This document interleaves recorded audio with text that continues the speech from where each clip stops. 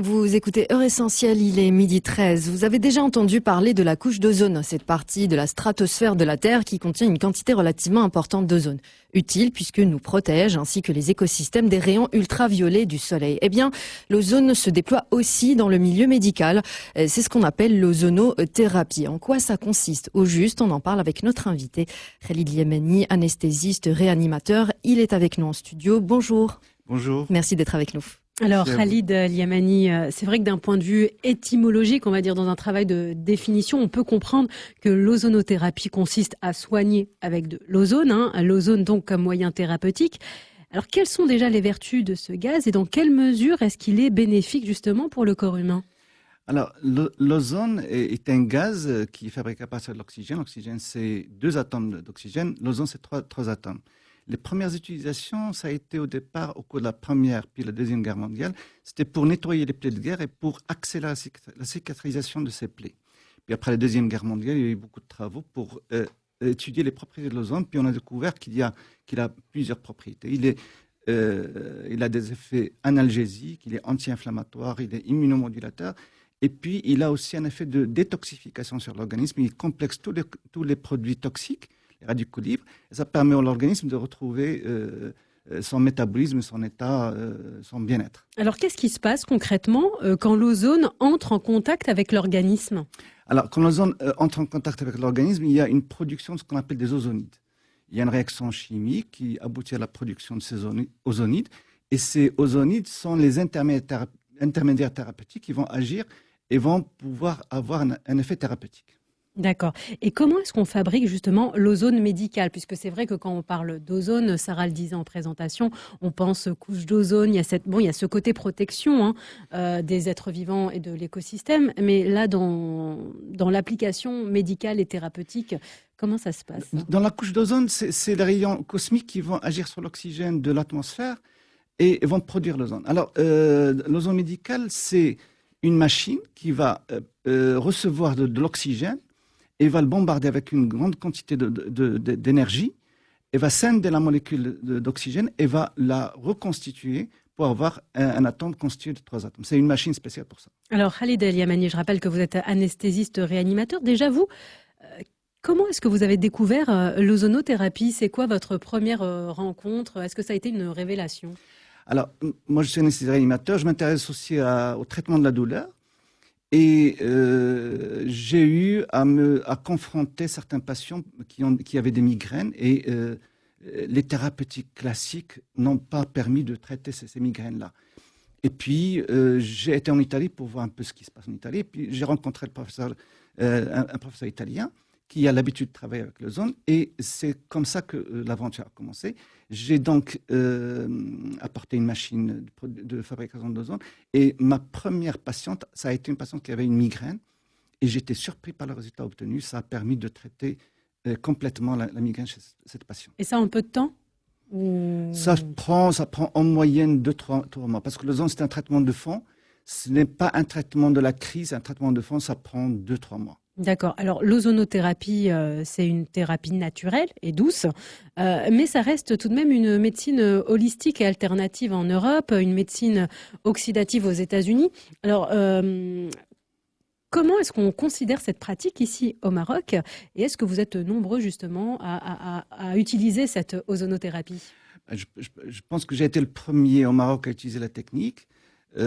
Actuellement, il n'y a pas beaucoup de médecins qui utilisent l'ozonothérapie. J'espère que dans l'avenir, ça va se développer. Alors justement, je rappelle que l'ozonothérapie, du coup, c'est une intervention, enfin c'est une méthode utilisée à l'hôpital Cheikh Khalifa, c'est ça, hein? Exact. D'accord. Alors pour l'ozonothérapie, vous le disiez tout à l'heure, ce n'est pourtant pas une nouveauté, puisqu'elle a été utilisée à des fins médicales depuis le premier tiers du XXe siècle, avec justement les blessés de guerre soignés pendant les 2 guerres mondiales. Aujourd'hui, comment est-ce que l'ozonothérapie est appréhendée par le corps médical, puisque malgré tout, c'est pas une nouveauté?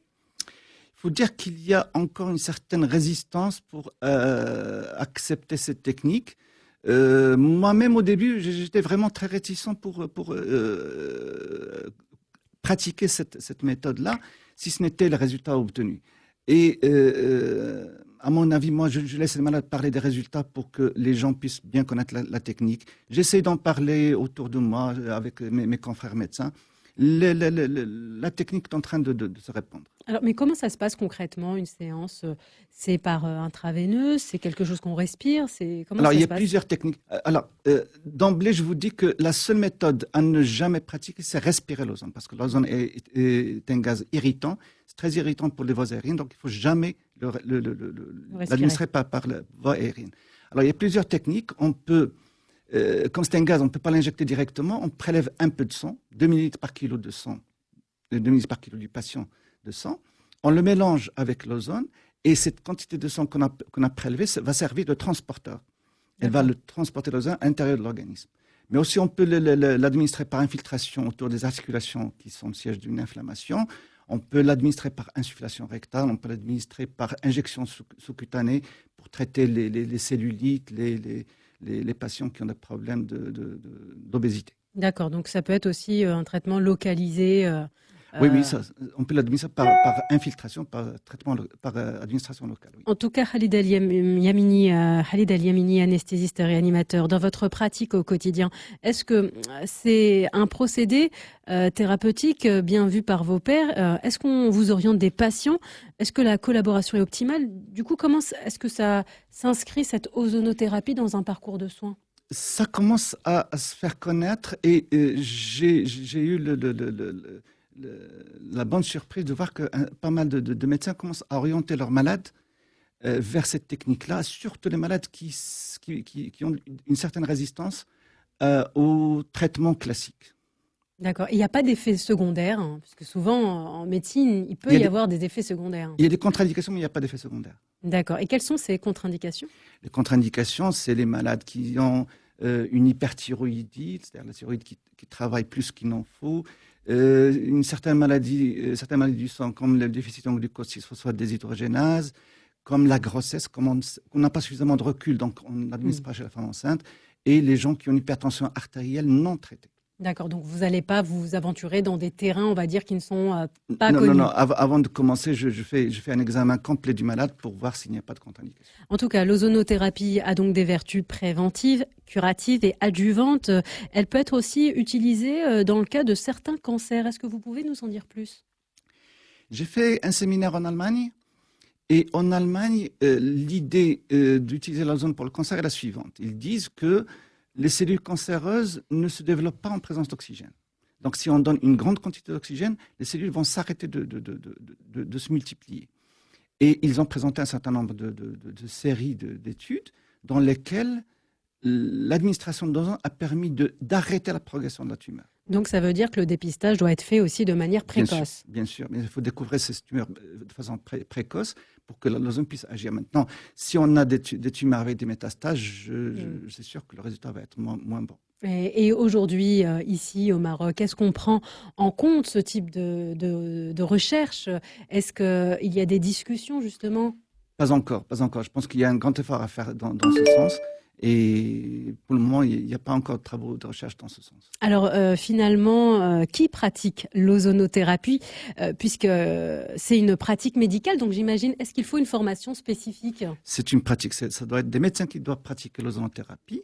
Et il faut une formation pour connaître ce que c'est que l'ozone, comment il agit, quelles sont les indications, les contre-indications et les techniques d'administration. Alors, vous, personnellement, quelle formation vous avez suivie? Est-ce que ça existe ici au Maroc? J'imagine que non. Non. Voilà. J'ai une formation en Italie et en Allemagne. D'accord. Et quel est le contenu de ces formations? Ça se prend combien de temps? C'est des cours théoriques. C'est des spécialisations ou C'est des cours théoriques, c'est des écoles qui font la formation. C'est des cours théoriques et puis des cours pratiques pour apprendre à administrer l'ozone par voie, par l'hémothérapie, par les infiltrations. Alors pour terminer, selon vous, si on devait reprendre cette ozonothérapie, en quoi ça peut être vecteur d'espoir pour le traitement, pour la prévention de certaines problématiques de santé? L'ozonothérapie est un traitement naturel.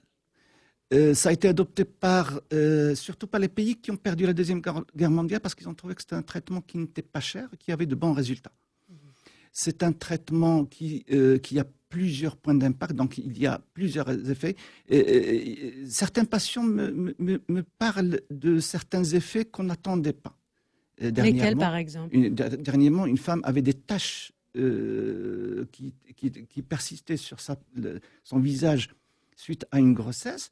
On traitait pour tout à fait autre chose. Et au bout d'un certain nombre de séances, elle me dit, les taches que j'avais sur le visage commencent à disparaître. Donc, à vous écouter, on comprend que cette ozonothérapie, le champ d'action, il est quand même très large. Il est très large, oui. Il est très large, parce que ça peut soulager, on va dire, des migraines, ça peut atténuer les tâches. Exact. Mais encore une fois, loin d'être dans l'effet des centres esthétiques qui se multiplient un petit peu partout, il y a vraiment un volet médical, thérapeutique et une formation moi, je m'intéresse importante. surtout à l'effet thérapeutique médical, à traiter surtout la douleur et les maladies inflammatoires. D'accord. Et on rappellera bien sûr à nos auditeurs de ne pas hésiter à demander, on va dire, les formations aux personnes qui prétendent les personnes qui prétendent fournir ce type de service, entre guillemets. Ça doit être fait par des médecins qui ont suivi une formation particulière dans ce domaine. Khalid El Yemani, anesthésiste réanimateur, merci en tout cas d'avoir braqué les projecteurs aujourd'hui sur l'ozonothérapie. Tout ce qu'il faut savoir, c'est à retrouver à tout moment en podcast sur notre application Lux Radio. Merci beaucoup. Merci à vous.